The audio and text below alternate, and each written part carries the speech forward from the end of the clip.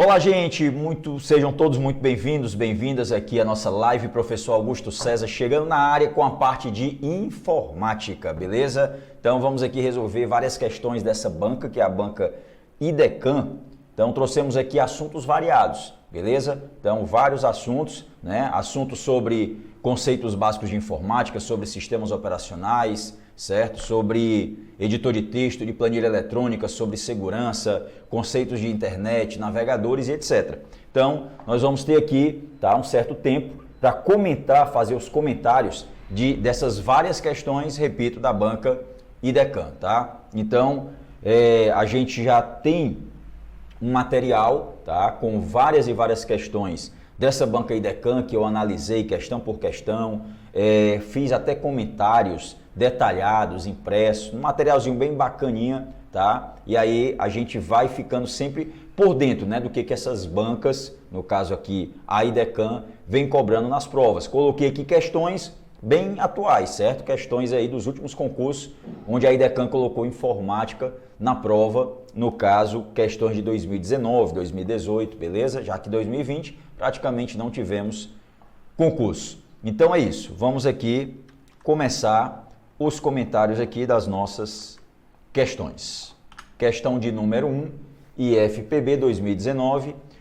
Os componentes de hardware de um computador fazem uso de diversos tipos de memória, cada uma delas com características e finalidades específicas. A respeito dos diversos tipos de memória presentes em um computador e suas propriedades, analise as afirmativas abaixo. Item 1. A memória cache é um tipo de memória que trabalha de forma integrada à CPU e é um exemplo de memória volátil. Bom, então nós gravamos aqui um curso bem atualizado de informática, né, para a PFOSS, baseado na banca IDECAM, e dentro da parte de conceitos básicos de informática, nós colocamos aqui conceitos de CPU, de memórias e de periféricos, tá? Então a gente fez esses comentários aqui dentro do curso que nós gravamos bem atualizado aqui na plataforma do curso MS, tá? Para o concurso da PFOSS. Então, no caso, quando a gente vai falar sobre memórias, aí nós falamos sobre registradores, cache. Essas duas memórias são as memórias que são integradas dentro do processador, beleza? E tem como características serem memórias de alta velocidade, são memórias de alta velocidade, de baixa capacidade de armazenamento, certo?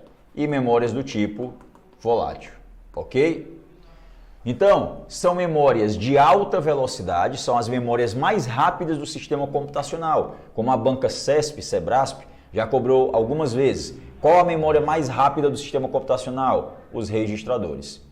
A segunda memória mais rápida do sistema computacional? A memória cache. Então, são as memórias mais rápidas, certo? Alta velocidade, porém, são memórias que são fabricadas em baixa capacidade de armazenamento, certo?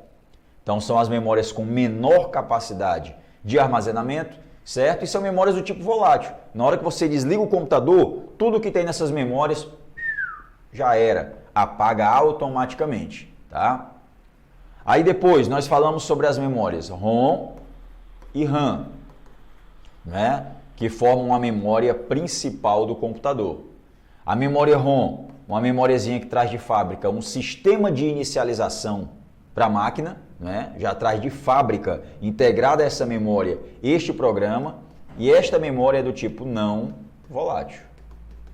Então, quando você liga o computador, aquelas primeiras rotinas de inicialização da máquina são executadas pelo programa chamado BIOS, que está lá na memória ROM, tá? E tem um novo sistema de inicialização também que pode ser utilizado, que é o UEFI, tá? E essa memória é do tipo não volátil. Pode desligar o computador, o software dessa memória continua lá gravado. E a memória RAM é aquela memória de trabalho, onde os processos em execução no computador estão ali armazenados naquela memória. Por exemplo, nessa máquina aqui que eu estou usando, esses programas que eu estou utilizando aqui, que estão abertos, os processos, estão nos módulos dessa memória, que é a memória RAM. Porém, se tiver uma queda aqui de energia agora, então todos os processos se encerram, por quê? Porque a máquina desliga, faltou energia, e quando desliga, tudo que tem nessa memória se apaga automaticamente. Ela é do tipo volátil. Beleza? Então é ela que está sustentando aqui, certo? Aberto o sistema operacional, o PowerPoint e alguns outros programas aqui, certo? Que a gente está utilizando nesse computador. Então, memória principal do computador. Nós temos também as memórias secundárias, HD, SSD, DVD, CD, Blu-ray Disc, pendrive, cartão de memória e por aí vai, certo? Todas essas memórias secundárias são não voláteis. Ok? Então, gente, aí no caso, no nosso curso completo aqui na plataforma do curso MS, aí a gente detalha bem bonitinho quais são as rotinas de inicialização da memória do BIOS, né? Que é executada a partir da memória ROM, tá? A gente fala qual é a função dos registradores, a função da memória cache. A gente fala quais os tipos de conexão para HD, SSD, DVD, as capacidades de armazenamento caem pra caramba em prova de concurso. Então tá tudo detalhadinho nas nossas aulas aqui na plataforma do curso MS.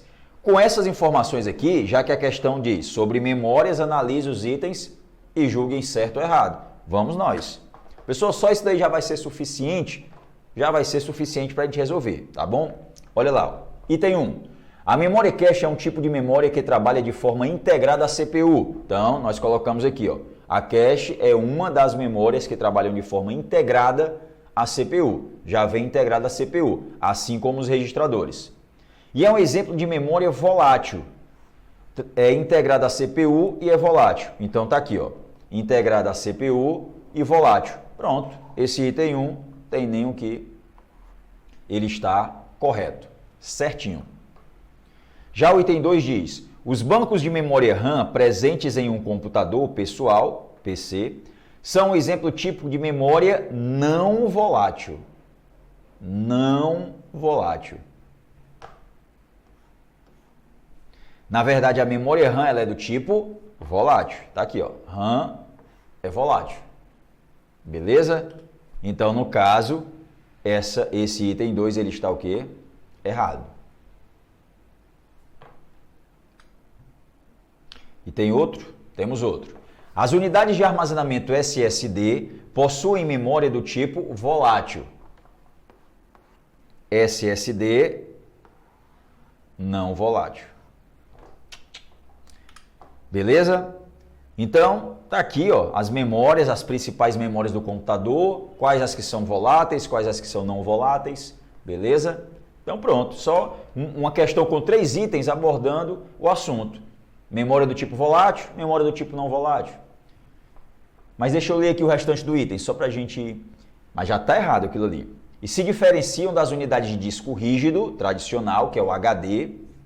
Até bom eu citar aqui, eu falar um pouco sobre isso, essa diferença entre SSD e HD, porque vem caindo também muito em prova de concurso.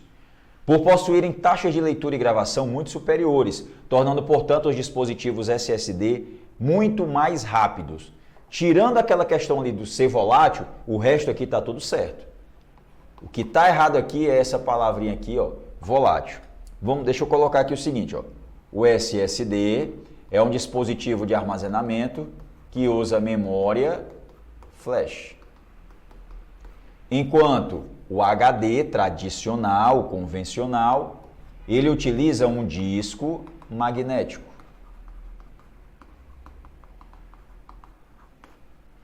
O SSD, ele é mais rápido.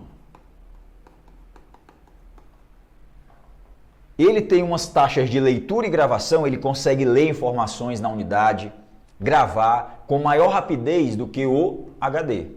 Além disso, o SSD ele tem um menor consumo de energia. Então ele consome menos energia. Beleza? Então excelente, por exemplo, para notebooks, né? E o SSD, ele tem maior resistência. Como assim maior resistência? O HD, dentro dele, ele usa um disco magnético e para fazer a leitura e a gravação de informações nesse disco, existe um braço mecânico, uma lente, uma cabeça de leitura do disco, ou seja, ele tem partes mecânicas. E quando a gente dá uma pancadinha, pode tirar essas partes do local, sair do local e não realizar mais a leitura. Posso até perder o que tem naquela unidade. Já o SSD, ele utiliza chips de memória flash. Ele não tem partes móveis e mecânicas. Então, dar uma pancada no SSD não vai correr o risco de danificar aquele dispositivo.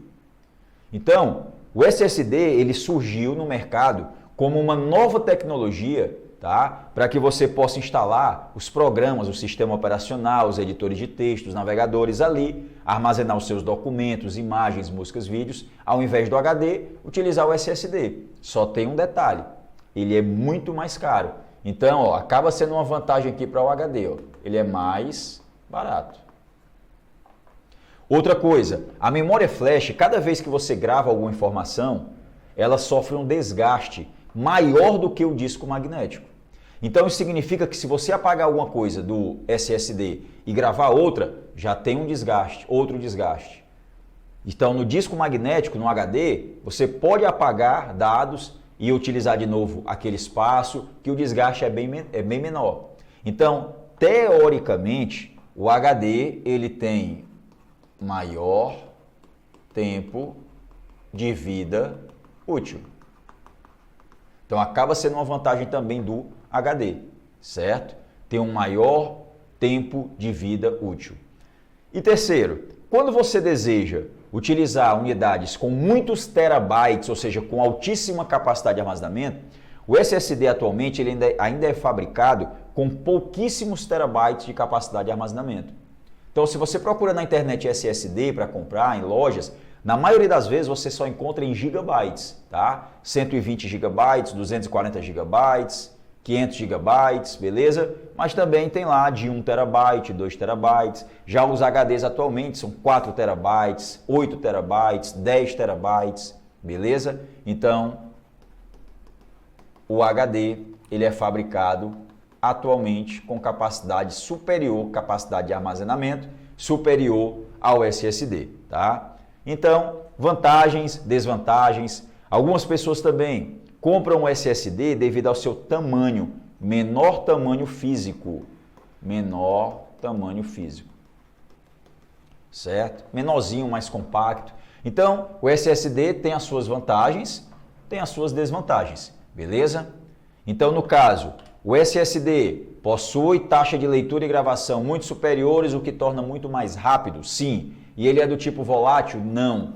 Ele utiliza memória flash. Memória flash é do tipo não volátil. Portanto, gente, somente o item 1 está correto nessa nossa primeira questão.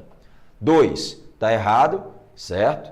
Porque essa memória RAM ela é volátil, e aqui está dizendo que ela é não volátil.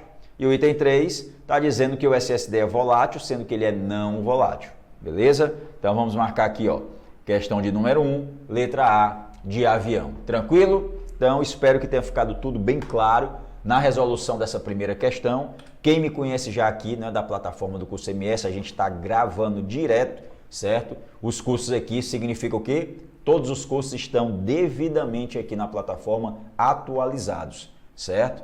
Então, quem me conhece sabe que eu gosto de fazer isso daqui, detalhar, fazer comentários, anotações, para que você tenha uma maior quantidade de informações e, claro, consequentemente, conhecimento.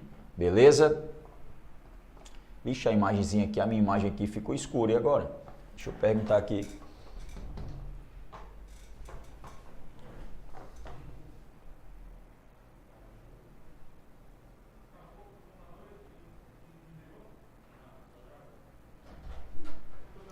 Então, só um minutinho, gente, que só ver aqui o que foi que aconteceu aqui, que a imagem ficou toda escura.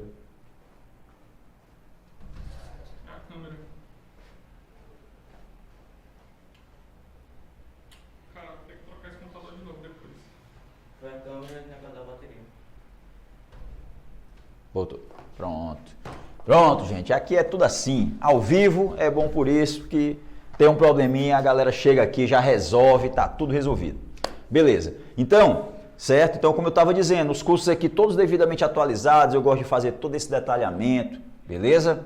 E com isso, vocês têm uma maior quantidade de informações. Vamos para a nossa questão de número 2. A respeito de comandos que o usuário pode executar no terminal em sistemas operacionais Linux, analise as afirmativas abaixo. Então, nossa questãozinha agora é sobre sistema operacional. Como eu falei lá no começo aqui, né, da nossa live, trouxemos questões sobre sistema operacional, editor de texto, planilha, navegadores, segurança, já resolvemos sobre conceitos de hardware e assim nossa live aqui vai ficando com uma maior riqueza, digamos assim, de informações sobre os vários assuntos, né, que a Banca Idecam sempre costuma colocar em seus editais, na parte de informática. 2. A respeito de comandos que o usuário pode executar no terminal em sistemas operacionais Linux, analise as afirmativas abaixo. Aí você já me pergunta, professor, o que é esse terminal no Linux? Terminal é uma área de trabalho, é um ambiente de trabalho. Hoje em dia, quando nós ligamos um computador com Windows, com Linux, a gente tem uma interface gráfica. Aquela área de trabalho que é mais conhecida no Windows, com alguns ícones na área de trabalho, a barrinha de tarefas lá embaixo. No Linux também tem as suas interfaces gráficas. Porém, nós podemos abrir um ambiente, uma janela, que se torna um ambiente de trabalho, onde só aceita comandos digitados. Então você vai executar comandos digitando. Ah, eu quero apagar um arquivo. É o comando que apaga arquivo, espaço, o nome do arquivo e Enter para o Linux, para o Windows apagar. No Windows, esse terminalzinho, ele é chamado de prompt de comando. Vocês já devem ter, quem vem estudando informática para concurso já deve ter visto questões sobre isso. Tanto no Windows, como também está aqui, ó, no Linux é o terminal Linux. E você digita o comando. E aqui, certo, nesse item 1, eu estou vendo que será explorado o comando chamado tail. O que faz o comando tail? Comando tail, espaço, aula.txt, ele vai exibir as 10 últimas linhas desse arquivo aula.txt. Então, quando você quer ver na tela as 10 últimas linhas de um arquivo, você usa o comando tail. Beleza? Professor, só dá para ver as 10 últimas. Você pode fazer isso aqui, ó. Tail, -n. Aí você coloca um número. Se você colocar 8, as 8 últimas linhas. Se você colocar 12, as 12 últimas linhas. 12, aula.txt. Então, nesse caso, as 12 últimas linhas do arquivo serão exibidas na tela. Então, comando tail serve para visualizar o quê? As últimas linhas de um arquivo. Já que a Banca Idecam nesse concurso cobrou o comando tail, vamos supor que no teu concurso da tua prova cobre o comando read. Olha, o comando read, ele é executado do mesmo jeito que o tail, só que o read exibe as primeiras. Então, onde tem últimas aqui, ó, para o read, primeiras. Read aula.txt, exibir as 10 primeiras linhas desse arquivo. Aula.txt. Read-n 12 aula.txt, exibir as 12 primeiras linhas deste arquivo aula.txt. Então, o comando tail exibe as últimas linhas, o read exibe as primeiras. O que é que nós temos aqui? O comando tail a ser utilizado juntamente com a indicação do nome de um arquivo, tail, coloquei ali, aula.txt. É capaz de exibir na tela as últimas, beleza, show de bola, linhas do conteúdo desse arquivo, certíssimo. Tail, as últimas, read, as primeiras. Então, o item 1, certinho. 2. Quando desejamos enviar um pacote ICMP, que é o Protocolo de Mensagens de Controle de Internet, Protocolo de Mensagem de Controle de Internet, para um determinado host. O que é um host? É um dispositivo conectado à rede, um dos dispositivos da rede. Então, quando eu quero enviar um pacote CMP, ou seja, uma mensagem para um determinado dispositivo da rede, utilizamos o comando ping. O que faz esse comando ping, certo? O que faz esse comando ping? Que inclusive pode ser usado no Windows também. Ele envia um pacote, uma mensagem para um determinado host e espera esse host enviar uma resposta. Então é como se fosse um teste de comunicação, certo? Eu vou testar se nesse momento aquele dispositivo está se comunicando direitinho. Vou mandar um teste de comunicação para ele. Então você usa o comando ping e aí você pode utilizar, por exemplo, o endereço IP do host, tá? O endereço IP do dispositivo. Ou, como ele funciona também na internet, né? Ele funciona na internet, você pode também colocar o endereço de um site. Ping espaço www.cursams.com.br, por exemplo. Então, enter. Então, a tua máquina vai enviar um pacote, um teste de comunicação, um pacote CMP para o servidor onde está armazenado o site do CursoMS. E aí vai enviar uma resposta para você. Se ele não enviar uma resposta, quer dizer que naquele momento pode ser que o host ou aquele servidor, tá, onde está hospedado o sitezinho do curso MS, possa não estar online naquele momento. Certo? Então, o comando ping, juntamente com o endereço IP de uma máquina ou o endereço URL em forma de texto, o endereço de um site, por exemplo, vai enviar um pacote, um teste de comunicação e aguardar uma resposta. Então, muitos administradores de rede, inclusive, utilizam esse comando para testar a comunicação com vários dispositivos da rede e ver o tempo de resposta, certo, desses dispositivos, ao comando que é enviado para esses dispositivos. Então, quando se deseja enviar um pacote CMP, ou seja, uma mensagem de comunicação para um determinado host, dispositivo da rede, utilizamos o comando ping. Podemos utilizar o comando ping. Certíssimo. Ok? 3. O comando whoami, quem sou eu, exibe o nome do usuário que se encontra atualmente logado no sistema operacional. E aí é o seguinte, ó. O comando who existe no Linux para exibir quais são todos os usuários que estão logados no momento. Usuários, no plural, logados. Então, se tiver mais de um usuário logado no momento no sistema, o comando who quer dizer quem. Quem está logado no momento aí no sistema? O fulano, ciclano, beltrano. Agora, se eu digitar who, aí colocar, aí colocar AMI, certo? Só um detalhe, ó, que já caiu em prova de concurso. Só um detalhezinho importante. Todos os comandos do Linux no terminal, eles devem ser digitados com letra minúscula, tá? Se digitar com letra maiúscula, dá erro, ok? Então, muito cuidado com isso. Os comandos devem ser digitados com letra minúscula. Então, o whoami, usuário no singular, logado. Beleza? Então, mesmo que tenha mais de um usuário logado no sistema no momento, vai ter um usuário que é o que está usando o terminal Linux naquele momento, tá? Então, é o usuário que está ativo no momento, no terminal naquele momento. Então, o comando whoami, ele pode exibir o nome do usuário, né? Se tivesse dos usuários logados, não, é do usuário que se encontra atualmente logado, tudo no singular, certo? Tudo no singular, no sistema operacional, certíssimo. Beleza? Então, tu vai levar para a tua prova aí já, ó, conhecimento no comando tail, no comando read, no comando ping, do comando who e do whoami.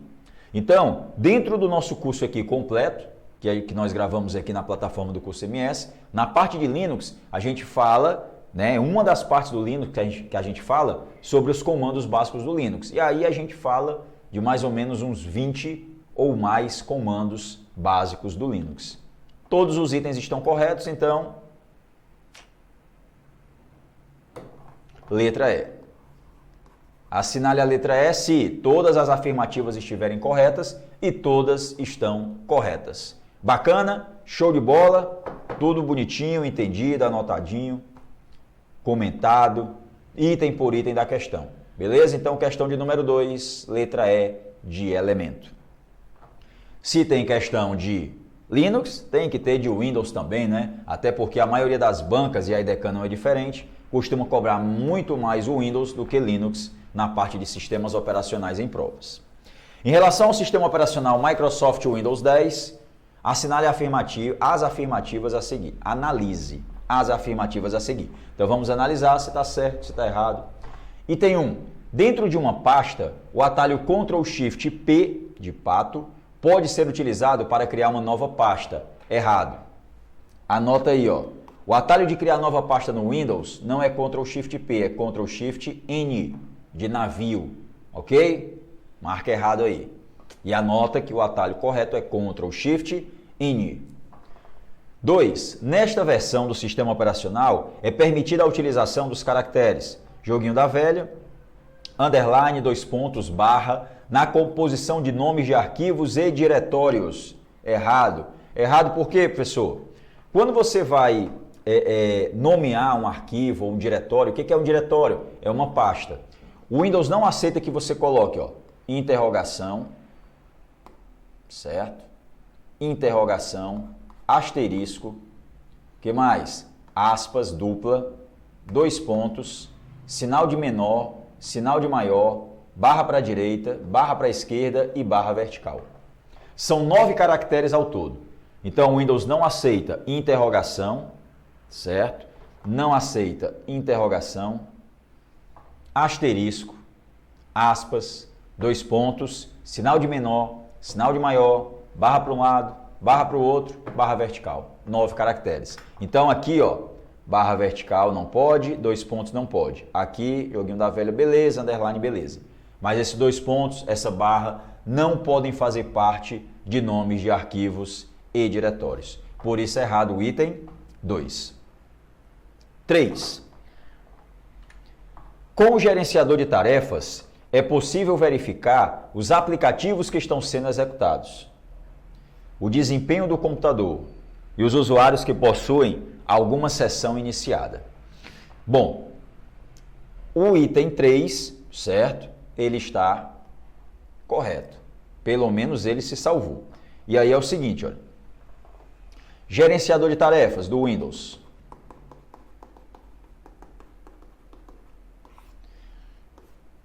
O atalho padrão dele no Windows 10, tá? Ctrl+Shift+ESC.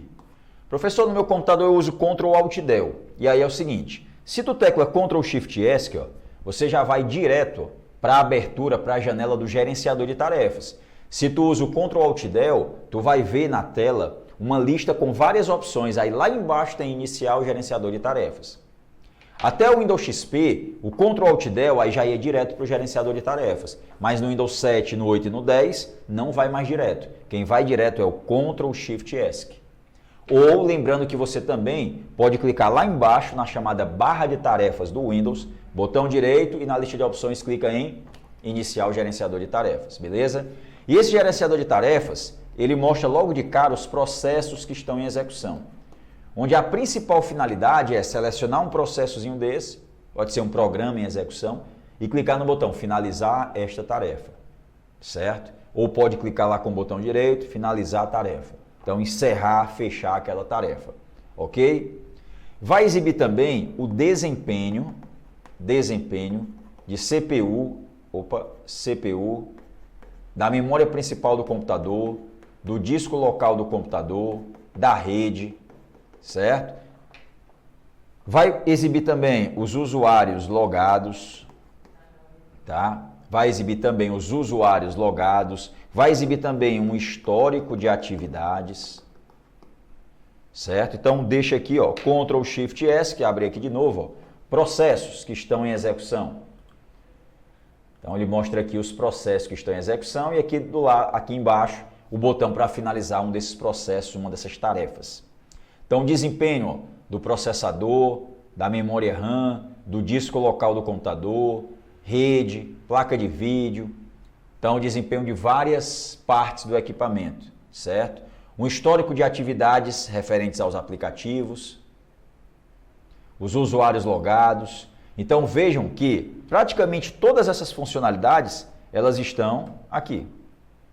Com o gerenciador de tarefas, é possível verificar os aplicativos que estão sendo executados. Sim, o desempenho do computador, CPU, memória, rede, etc. E os usuários que possuem alguma sessão iniciada. Está aqui, ó, tirar só uma imagem, que possuem alguma sessão iniciada, ou seja, que estão logados no momento no sistema.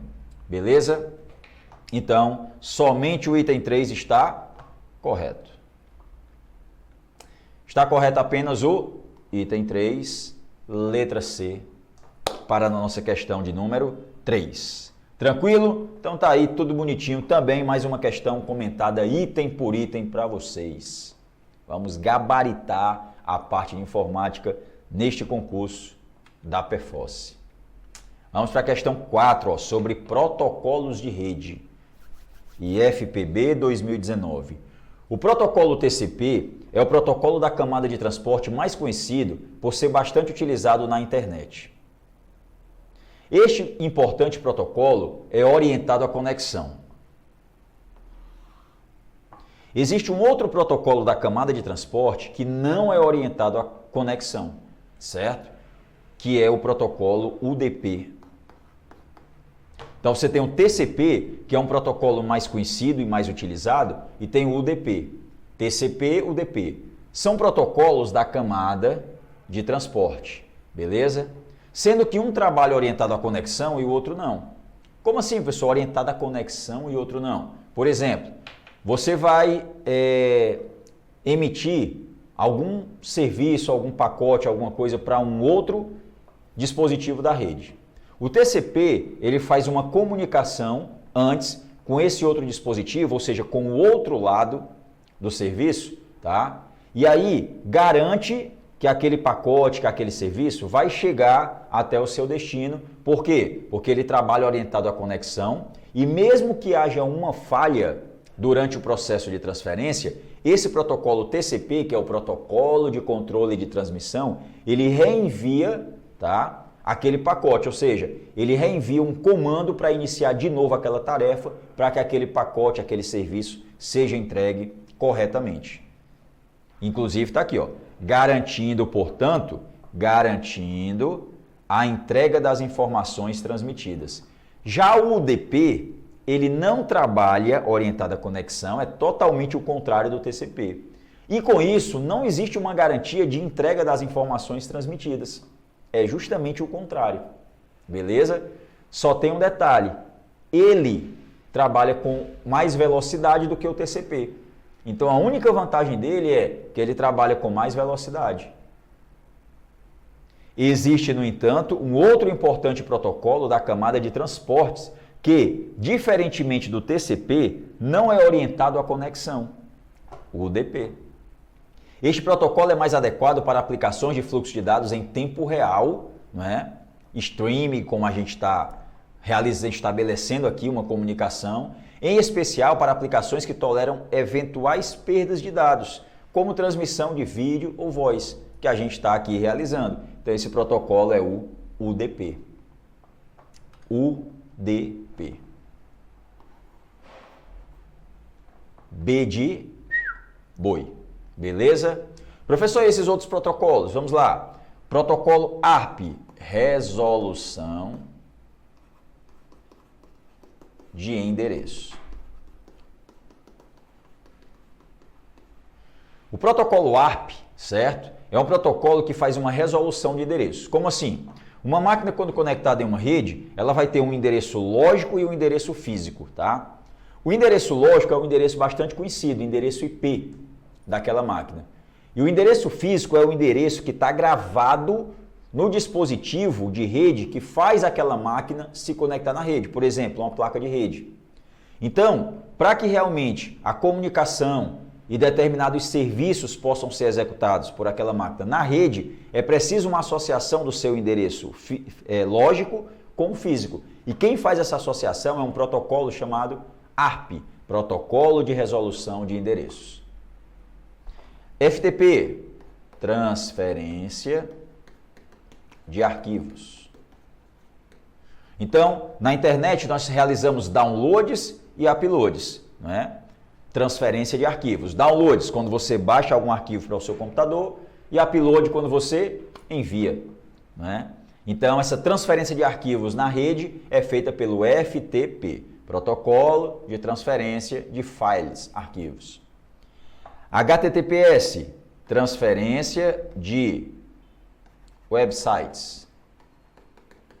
Vou colocar assim, tá? E vou explicar. Pessoal, como assim transferência de websites? Porque o protocolo, né, é protocolo de transferência de hipertexto seguro, tá? Então, normalmente quando você vai usar um navegador de internet, você vai acessar o quê? Páginas web, né? E essas páginas, elas têm lá um endereço www.cursoms.com.br e no começo aparece http://. Por quê? Porque este é o protocolo que está transferindo os pacotes de dados que compõem a página da web lá do servidor, onde a página está hospedada, até a máquina do usuário. E quando essa comunicação e transferência requer segurança, utiliza-se o HTTP integrado com alguns protocolos de segurança, SSL, TLS, e aí forma o HTTPS. Então ele faz uma transferência de pacote de dados de sites da web, que compõem sites da web, com segurança, usando recursos de criptografia. SMTP, protocolo responsável pelo envio de e-mails. Simples assim. Protocolo responsável pelo envio de e-mail. Protocolo de transferência de e-mail simples. SMTP. Então, essa é a função desses outros protocolos que estão aqui. Também no nosso cursozinho aqui, da plataforma do Curso MS, nós temos aqui uma gravação de uma parte de redes de computadores, onde a gente fala sobre inúmeros, vários protocolos de rede. Belezinha? Então essa é a nossa questão de número 4. Letra B de boi, UDP. Mais uma questãozinha sobre protocolos TCP/IP, mais uma questãozinha sobre redes, beleza? A internet é baseada no protocolo TCP/IP e o grande crescimento da rede mundial de computadores trouxe um sério problema relacionado à escassez de números IP. Para contornar a limitação de quantidade de números IP, foi criada uma nova versão para o protocolo IP, capaz de fornecer uma quantidade de números muito maior. A respeito do protocolo IP e suas versões, analise as afirmativas abaixo. É o seguinte: protocolo IP ou endereço IP, né? Protocolo de internet, é o endereço lógico que é atribuído a cada dispositivo que se conecta a uma rede. E no caso, quando nós vamos utilizar esse protocolo para uma conexão à internet, né? Nós temos que utilizar um endereço IP versão 4 válido, certo? Para conexão na internet. Quando a internet surgiu, não se esperava que vários dispositivos, um simples aparelho celular, né? Quem aqui está me assistindo deve já ter aí utilizado, como eu utilizei, aquele PT550, aquele tijolão, né? Que não se conectava à internet, e outros modelos até menores, mas que não tinham acesso à internet. Então, a quantidade de endereços IP V4, que é IP versão 4, tá? Era de 4,29, aproximadamente 4,3 bilhões de endereços IP para serem distribuídos em todo o mundo para que dispositivos se conectassem à internet. Então, naquela época, nem se imaginava, é endereço IP demais, que nem presta, não vai se esgotar nunca. Então, com o surgimento de vários dispositivos, tá, capazes de se conectar à internet, precisando, para isso, receber de um provedor um endereço IP versão 4, começou a se pensar, já se esgota essa quantidade de endereços IP, vai estar se tornando muito limitado, tá? E aí então surgiu quem? O IP versão 6, tá? Com uma quantidade infinitamente superior, digamos assim, de endereços que podem ser atribuídos a dispositivos para se conectar à internet no mundo todo. O endereço IP versão 4 tem as seguintes características: tamanho 32 bits, enquanto o IP versão 6, o tamanho 128 bits.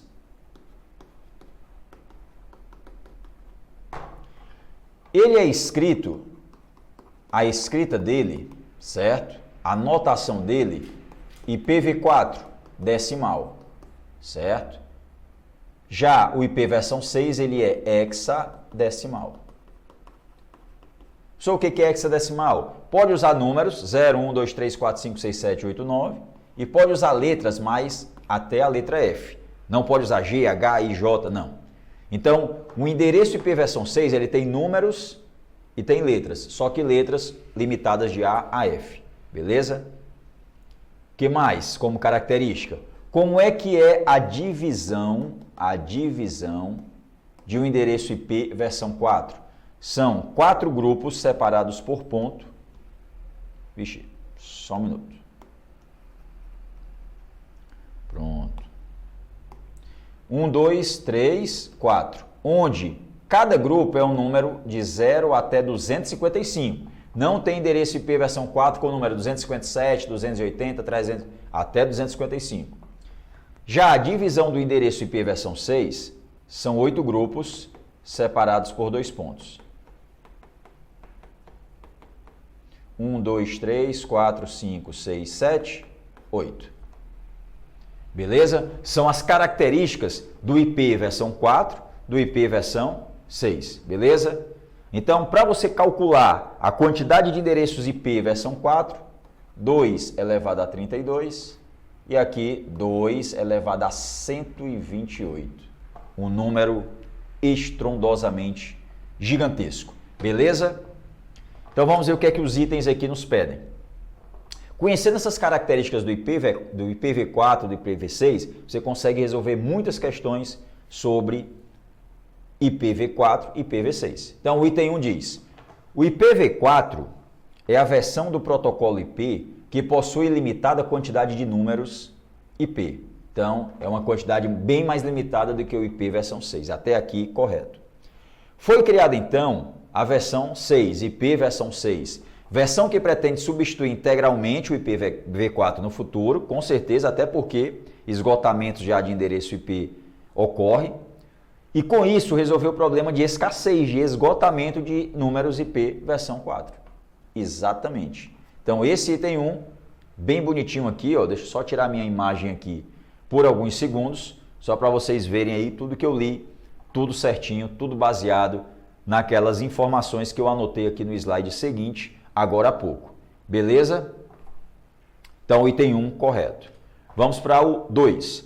No IPv4, o número IP possui um tamanho de 32 bits. Beleza. IPv4, 32 bits. Já no IP versão 6, o tamanho é 64 bits? É não. É 128. Então, esse item 2 aqui, ó, ele está errado. 3. A representação de números IP no IP versão 6 é feita através da base octal. Errado. É não. É hexadecimal. Está aqui. Já no IP versão 4, a representação dos números IPs é feita na base decimal. Correto. IP versão 4, base decimal, a sua escrita, a sua notação. Mas o IP versão 6 é hexadecimal, não octal. Então, esse item 3, errado. Então, somente o item 1 lá, correto. Então, vamos marcar aqui para a nossa questãozinha de número 5, a letra A, de avião. Beleza? Somente a afirmativa 1 está correta.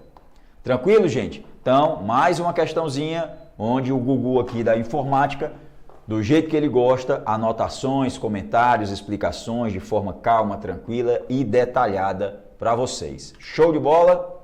Show de bola! Quem não é inscrito ainda no canal, se inscreve aí, ativa o sininho aí, as notificações, que a gente está sempre, tá, trazendo conteúdos, fazendo lives aqui pelo canal do YouTube do curso MS. Tranquilo? Vamos para a questão de número 6, sobre segurança da informação. As pragas virtuais presentes na internet representam um grande risco para os usuários. São uma ameaça constante e severa, pois variações dessas pragas são criadas diariamente por pessoas mal intencionadas, o que compromete a segurança dos dados pessoais na rede mundial. A respeito dos diferentes tipos de pragas virtuais, assinale a alternativa que indique corretamente o nome da praga de difícil detecção e responsável por conseguir acesso não autorizado e controle remoto a um computador.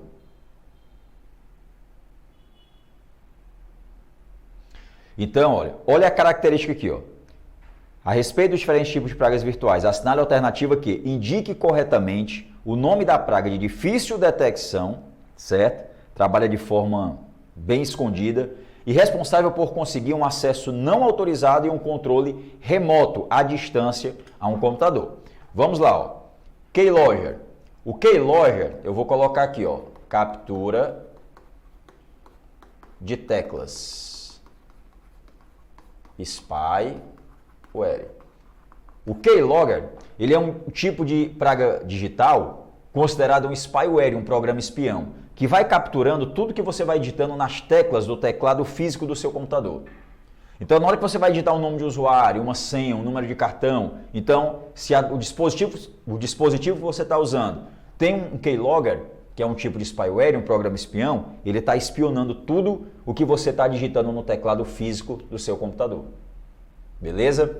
Tem também o Screen Logger, que é a captura de tela. Quando você está executando operações ali na tela, clicando em determinadas áreas, o Screen Logger ele bate como se fossem uns prints de tela. Então, cuidado com isso também. Beleza? Ransomware. O ransomware ele é um tipo de praga que criptografa unidades. Como assim, professor? Quando você está trabalhando, o ransomware ele está criptografando todos os dados da sua unidade de disco do seu computador com uma senha. E aí depois ele bloqueia o acesso a todos os dados ali do seu computador com essa criptografia. E aí ele exige um valor, uma quantia para resgate, daí onde vem a palavra ransom, resgate, para você obter a senha para retirar a criptografia e ter novamente acesso aos dados da unidade de disco do seu computador. Backdoor, porta dos fundos. Pessoal, porta dos fundos como assim? O backdoor, ele é uma praga digital de difícil detecção, tá? Pois ele trabalha simplesmente explorando a vulnerabilidade de determinados programas no computador, tá? E aí então ele pode abrir uma porta, uma brecha de entrada de rede para que um outro programa, um invasor através de um software, por exemplo, um bot, um programa do tipo bot, possa estabelecer uma comunicação remota com o seu computador e controlar o seu computador remotamente. Consegue acesso não autorizado e controla remotamente um computador. Pronto. Backdoor. Letra C. Beleza? Então, ele é um software que vai explorar vulnerabilidades na sua máquina e abrir uma porta, uma brecha de entrada de rede para que o invasor use aquela porta ali e tenha um contínuo acesso privilegiado à sua máquina, conseguindo executar tarefas remotamente no seu computador, na sua máquina, sem o seu conhecimento, sem o seu consentimento. Então, essa característica do backdoor. Botnet, rede de bots. Aí você pergunta, o que são bots, professor? Bot é o nome de um software mal intencionado, certo? Que quando instalado em um computador, ele estabelece uma comunicação com um invasor, com uma outra máquina. E dessa outra máquina, né, que a gente pode chamar de invasor, saem comandos para que o bot execute remotamente no seu computador. E quando o computador está infectado por um bot que tem propagação automática, pode se propagar para outro dispositivo e para outro, a rede está infectada por bot. Então, ó, nets, redes, bot, software, programa de comunicação remota. E aí então, botnet, rede de bots. Então quer dizer que a rede está infectada por bots. Então vários dispositivos, várias máquinas da rede, dezenas, centenas, milhares de máquinas, todas infectadas por um bot. Botnet, rede de bots. Então aí não seria um programa. O programa é o bot, só B-O-T. Botnet é um nome que se dá a uma rede de computadores infectada por um bot. E o spam são chamados e-mails ou simplesmente mensagens indesejadas. Beleza? Mensagens indesejadas. Aquelas mensagens que chegam na sua caixa de entrada que você não solicitou, você não sabe de quem é, muitas vezes propagandas, publicidades, é o famoso spam. Beleza? É isso. Então tá aí, ó. As informações, né, no nosso curso aqui, a gente fala sobre keylogger, screenlogger, spyware, ransomware, bot, backdoors, certo? E vários outros tipos de pragas virtuais, ok? A gente fala sobre worm, fala sobre vírus, trojan, que é o cavalo de Troia, e várias outras pragas virtuais, ok?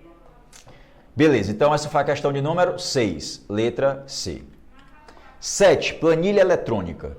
Considere a planilha a seguir, produzida no editor de planilhas Excel versão 2016. Então temos dados aqui nas colunas A, B, C, até a coluna D.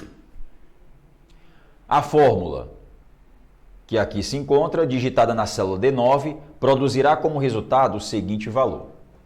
É o seguinte, deixa só eu ver aqui uma coisa.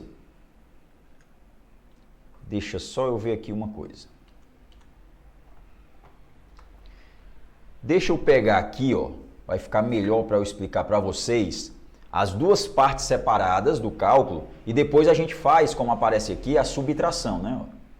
Então, deixa eu pegar essa primeira parte aqui, Ctrl C, Ctrl V.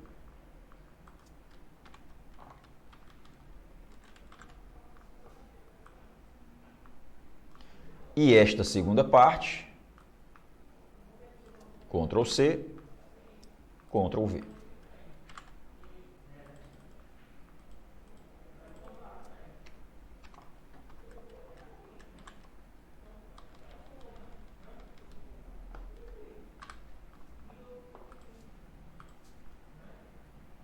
Show, beleza. Agora vamos aqui, ó. Gente, a função soma-se, tá? A função soma-se, ela é uma função que faz uma soma a partir de uma condição. E aí o que nós vamos ter aqui, ó? Nós vamos ter um primeiro intervalo, certo? Nós vamos ter um primeiro intervalo, que é C2, 2.C8. C2, 2.C8 é isso aqui, ó. E logo depois nós vamos ter um critério. O que é o critério? É o que está aqui no meio, C2. Então nós vamos para o que tem em C2? Está aqui, ó, S1, certo? S1. Então nós vamos procurar de C2 até C8, onde é que tem S1? Onde é que tem S1? Tem aqui, tem aqui, tem aqui e tem aqui. Beleza? Nessas 4 células tem S1. Então, de novo, ó, eu vou procurar de C2 até C8 células que tenham o valor que está em C2. Lá em C2 tem S1. Quando eu encontrar, no intervalo de C2 até C8, célula que tem S1, eu pego a célula correspondente a esse outro intervalo, ó, de D2 até D8. Então, isso significa que, ó, se eu encontro aqui S1, eu pego a célula lá da coluna D, que é essa daqui, ó, para fazer a soma. Então, entenda, o primeiro intervalo é um intervalo onde a gente faz uma busca, uma procura. E a gente busca o quê? O que está aqui, ó, que a gente chama de critério, que está aqui no meio. Então, eu fiz uma busca pelo que está em C2, que é S1. E achei onde? Em C2, C3, C5 e C8. Então, para fazer a soma agora, eu vou pegar os respectivos valores lá da coluna D, de D2 até D8. Vamos lá. Aqui, aqui, aqui e aqui. Então, vamos fazer aqui essa soma. 100 mais 90, 190. Mais 67, dá quanto? 267, 267. Mais 98, dá quanto? Se fosse mais 100, daria 367, só que é 98 tira 2, 365. Então, esse primeiro aqui vai dar 365. E aí o cálculo diz o quê? Ó? Subtraia do resultado dessa outra função. Então, essa outra função aqui, ó, tem soma-se C2, 2.C8, C4. C2, faltou aqui o soma-se, deixa eu botar aqui de caneta mesmo. C2, 2.C8, C4. Eu vou procurar no intervalo de C2 até C8 agora o que tem em C4. E o que tem aqui em C4? Está aqui, ó. S2. Onde é que tem S2 de C2 até C8? Tem aqui e tem aqui. Nessas 3 células. Consequentemente, lá da coluna D, eu vou somar as células correspondentes. Ó. S2 tem aqui, então vou somar esse 89. S2 tem aqui, então somar os 57. E tem aqui, lá na coluna D, 64. Então vamos lá. 89 mais 57 vai dar quanto? 89 mais 57 vai dar 146. 146. 146 mais 64 dá quanto? 210. Então, esse outro cálculo aqui vai dar 210. Então, o resultado vai ser 365 menos 210. Dá quanto, gente? Me ajudem aí. 155. Beleza? Então, a função soma-se, quando ela tem 3 argumentos, que ela pode ter 2 também, tá? Mas, geralmente, as bancas complicam mais, colocam 3 argumentos. Já sabe, ó, o primeiro intervalo é o intervalo onde tu não vai pegar nenhum valor para somar. É só para fazer uma busca. Procura. Procurar o quê? O que está bem aqui, ó, que a gente chama de critério. Que foi o que eu fiz. No intervalo de C2 até C8, primeiro eu procurei S1, que é isso daqui, né, o valor que está em C2. Depois eu procurei S2, que é o valor que está em C4. Eu só faço a procura. E aí somo os valores correspondentes da outra coluna, e essa outra coluna vai ser indicada aqui no outro intervalo que está no final do cálculo. Então, 365 menos 210, 155. Então, está aqui o rapazinho, o número 155, na letra B de boi. Tranquilo? Show de bola? Essa foi a nossa questãozinha de número 7. Então, costuma cair muito, né? Soma, soma-se, conte-se também costuma cair. Função-se, beleza? Vamos para a nossa questãozinha de número 8. Tipicamente, a comunicação através do correio eletrônico. Então, chegamos agora a uma questão sobre e-mail. Bacana, né, gente? Eu sempre gosto de fazer isso nas minhas lives. Ah, vou levar só um assunto, vou levar só Excel, vou levar só navegadores. Não, eu sempre gosto de variar vários assuntos na live, questões sobre vários assuntos. Então, agora, correio eletrônico ou e-mail. Envolve o quê? Está perguntando o que envolve tipicamente uma comunicação de correio eletrônico. E-mail é muito fácil. É muito fácil, certo? Pessoal, é fácil para você, mas vai ficar fácil para vocês também, certo? Com essa explicação. Eu, Augusto César, tenho um e-mail do Yahoo, accinformatica@yahoo.com.br. Então, eu, Augusto César, tenho um e-mailzinho do Yahoo. Aí, digamos que uma pessoa, o Marcos tem um e-mail do Gmail. O Marcos. E aí, eu vou mandar um e-mail para o Marcos. Vamos lá. O Augusto César vai enviar um e-mail para o Marcos, certo? Então, se eu vou enviar um e-mail, eu sou o remetente do e-mail. Quem envia um e-mail é o remetente. Então, como é que começa uma comunicação por e-mail? Começa com alguém que vai enviar o e-mail elaborando a mensagem. Então, quem envia o e-mail é chamado de remetente. Então, eu elaboro o e-mail e clico lá no botãozinho enviar. O que vai acontecer? A minha solicitação vai para o servidor de saída de e-mails do Yahoo. Ou seja, o meu provedor aqui de e-mail é o Yahoo. Então, a minha solicitação vai para uma máquina, para um servidor de saída de e-mails do Yahoo. E o servidor de saída de e-mails do Yahoo vai verificar para qual endereço de e-mail deve ser enviada essa mensagem. Verificando aqui, ó, que é para um endereço do Gmail. Então, o servidor de saída do Yahoo, ele vai mandar para o servidor de entrada de e-mails de quem? Do Gmail, certo? Do Gmail. Então, o serviço de e-mail, gente, eu costumo dizer muito isso nas salas de aula, certo? Eu costumo dizer, o serviço de e-mail trabalha com servidores, um enviando e o outro, pum, recebendo. É assim que funciona. os provedores de e-mail, Gmail, Yahoo Mail, todos eles têm os servidores para recebimento das mensagens, que é o de entrada, e o de saída das mensagens, que é o de envio das mensagens. Então, o servidor de entrada do Gmail recebe o e-mail e guarda na caixa de entrada da conta de e-mail do Marcos. E por fim, o que acontece? O Marcos vai lá, abre a sua caixa de entrada e lê o seu e-mail. O Marcos aqui, ele é considerado quem? Eu, Augusto César, enviei a mensagem, sou considerado o remetente. O Marcos, que está recebendo a mensagem, é considerado quem? O destinatário da mensagem. Destinatário.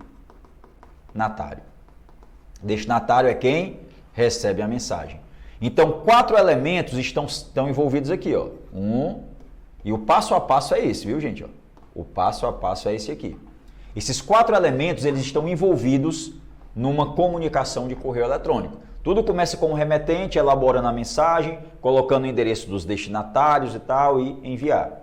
Aí, essa comunicação, ela passa pelo servidor de saída do provedor de e-mail do remetente, que manda para o servidor de entrada do servidor do provedor de e-mail do destinatário. E por fim, o destinatário vai lá, abre e lê a mensagem. Beleza? Vamos lá. O correio eletrônico envolve um cliente para solicitar o envio de uma mensagem e um servidor para realizar o envio. Só um cliente, ou seja, só tem remetente e servidor de saída? Não, tem um servidor de entrada e tem um destinatário. Um cliente para solicitar o envio da mensagem, que é o remetente, e um servidor para receber a mensagem e mantê-la armazenada. E não tem um servidor de saída e não tem um destinatário? Está faltando.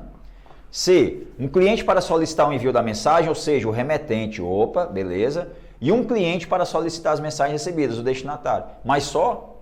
Cadê os principais, que são os servidores? Negativo. Vamos para frente.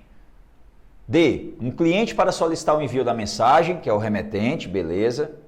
Olha aí, ó, um servidor para realizar o envio da mensagem, que é o servidor de saída, o de envio. Um outro servidor para receber e mantê-la armazenada, que é o de entrada. Ó.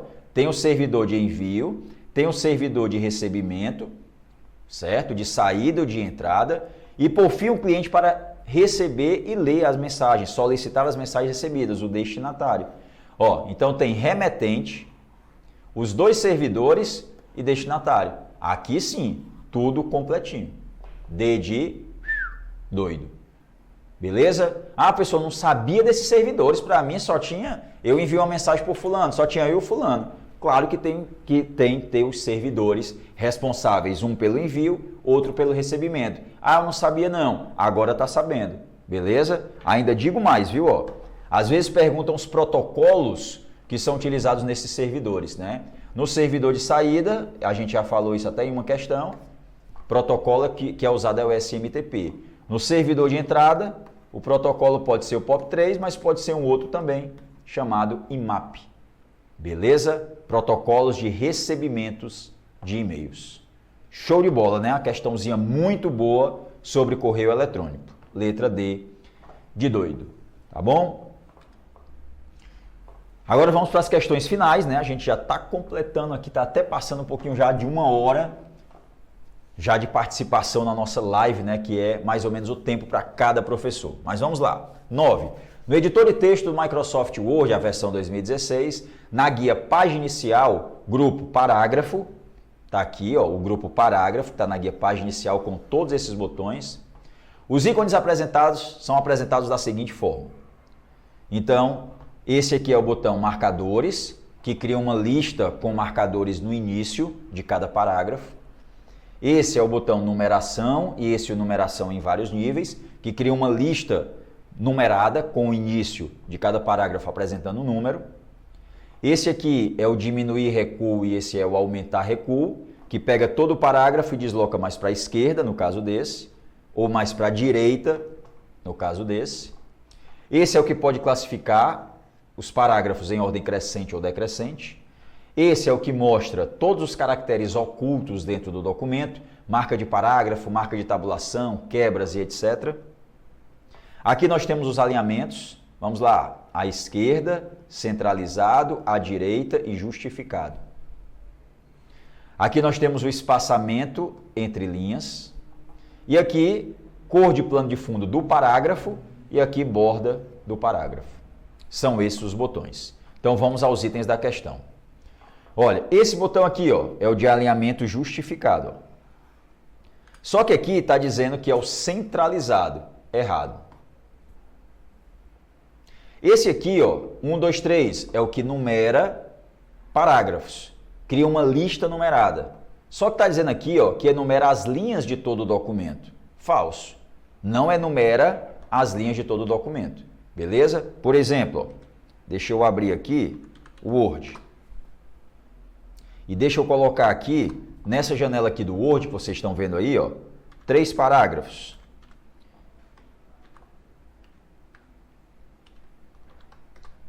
Pronto.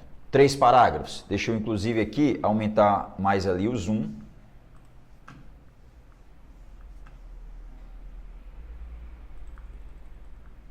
Pronto. Melhor. E aí, olha, vou dar um Ctrl T aqui para selecionar tudo. E aí vou clicar no botão numeração. Ele não vai numerar todas as linhas, ele vai numerar o início de cada parágrafo. Beleza?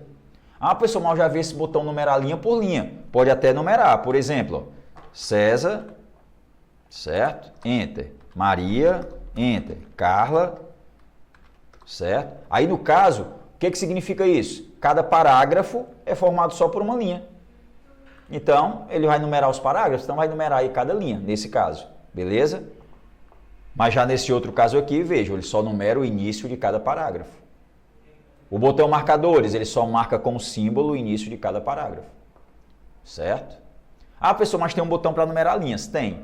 Bem aqui, ó. Layout, numeração de linhas. Ó. Aí sim, esse vai numerar linha por linha. Ok? Mas o que está na guia layout, o que está lá na guia página inicial é numeração de parágrafos. Então, numera o início dos parágrafos. Beleza? Então, a letra A está errada, a letra B também está errada. Para numerar todas as linhas do documento, você vai usar um botão numeração de linhas que está lá na guia layout. Letra C, o botãozinho aqui que altera a cor do plano de fundo do parágrafo inteiro, mas aqui está dizendo que é para mudar a cor do texto, a cor da fonte. Não. Mudar a cor da fonte é um botãozinho com a letra A e um tracinho abaixo. Letra D, inserir uma linha abaixo da linha selecionada. Não, isso aqui é para deslocar ó, o parágrafo mais para a direita, mais para a direita, mais para a direita, beleza? E esse outro mais para a esquerda. Esse aqui não é para alterar a cor do texto, é a cor do plano de fundo do parágrafo. Ó. Cor do texto é esse aqui, a letrinha A com uma setinha e um tracinho. Ok? Cor do texto, optei verde. Beleza? Então, sobrou a letra E. A letra E diz o quê? Esse botão cria uma lista com marcadores. Inclusive, está aqui, ó. Criei uma lista com marcadores. Cria sim. Então, esse é o item correto da questão. É de elemento. Beleza? Uma questãozinha muito boa. Olha, duas coisas que eu falo muito nos meus cursos de Word. Primeiro, os nomes das guias lá em cima, decorem.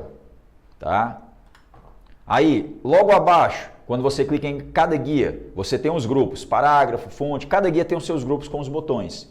Então, às vezes a banca pergunta, ó, por exemplo, o botão mostrar tudo, é esse aqui, ó. Se encontra em qual guia? Tu tem que saber que está lá na guia página inicial. E às vezes a banca ainda pergunta em qual grupo está. Difícil pra caramba, né? Decorar todos os nomes das guias, grupos, os botões que estão dentro dos grupos. Mas as bancas têm cobrado muito isso. E é claro, eu sempre indico, estudem atalhos de teclado, certo? Estudem atalhos de teclado. Por exemplo, os alinhamentos, à esquerda, Ctrl Q, centralizado, Ctrl E, alinhar à direita, Ctrl G, justificado, Ctrl J, beleza? Então, sempre indico também estudar atalhos de teclado na parte de editores de texto. Então, nossa questão de número 9, letra E, e a última questão, coloquei 10, sobre o navegador Mozilla Firefox, analise as afirmativas. Primeiro, o atalho Ctrl R é utilizado para atualizar a página? Ah, pessoal, não, é F5. A gente conhece já F5, atualizar, cuidado. Nos navegadores Firefox, Google Chrome, nos principais navegadores de internet, tanto o Ctrl R ou F5, certo? Certinho o item 1. Ai, professor, não sabia não, pois leve essa informação agora para a tua prova. Ctrl R ou F5, atualizar a página nos navegadores. 2. O atalho Ctrl W é utilizado para fechar uma aba. Aí uma coisa que eu sempre falo nas minhas aulas. Ó. Eu tenho uma janela de um navegador de internet com 3 páginas abertas, uma em cada aba, uma em cada guia lá em cima. Se eu teclar Alt F4, Alt mais F4, eu fecho toda a janela com todas as abas. Né? Toda a janela com todas as abas. Agora, se eu teclar Ctrl F4, aí eu fecho só a aba atual. A janela ainda continua aberta com as outras abas. Beleza? Ctrl F4, mas se eu teclar Ctrl W, também fecha a aba atual. Vale, professor, eu só sabia do Ctrl F4, pois o Ctrl W também, o item 2 também está certo. E 3, Ctrl D é utilizado para exibir os downloads? Falso. Vou colocar aqui, ó, exibir os downloads, Ctrl J. E esse Ctrl D, pessoal? Esse Ctrl D, adicionar o endereço da página que está aberta no momento aos favoritos. Beleza? Esse item 3 está errado. Então, os itens 1 e 2 estão corretos. 1 e 2. Letra C.